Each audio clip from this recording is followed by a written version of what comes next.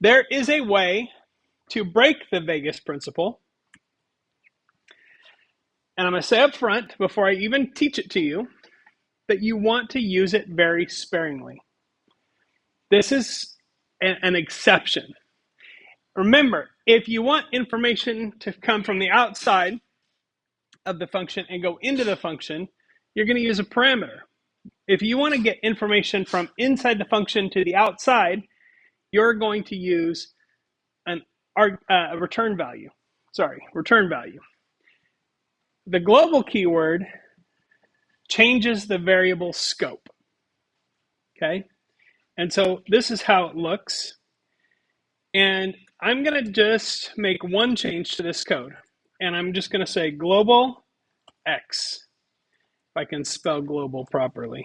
There we go. I got it. Only second try. Okay? Now, I've changed everything.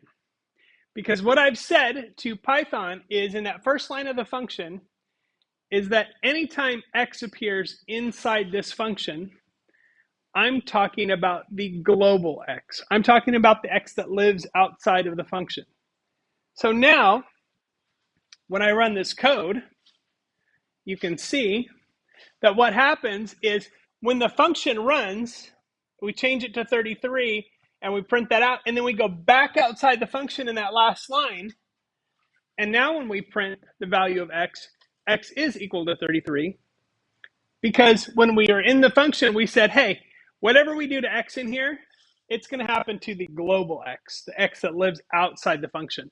So the global keyword allows you to break that barrier between the function and the outside world. It's a very double-edged sword, and it actually limits the usefulness of your functions later on down the road. If you can stick to parameters and return values to get information in and out, your function is much more powerful. Why is that? Because here, this function now requires me to have a variable outside of that function called X. If I don't, I'm in trouble, right? So this function now can only be used in this program. If we write functions properly using parameters and return values, then we can reuse those functions not just elsewhere in that program, but we can take those functions and use them in other programs.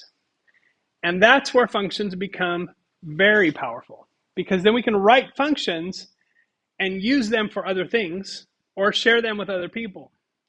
And that's where the real power is in creating functions. So we want to limit global.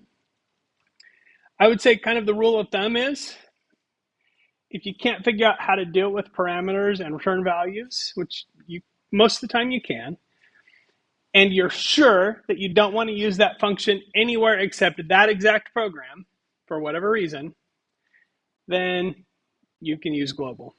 Is it still better not to? Yeah, it is. Almost every case that I can think of, it's better to not use global. It feels like more work to use parameters and return values sometimes, but it's always better in the long run. Okay, so that's just my little soapbox of the day for you.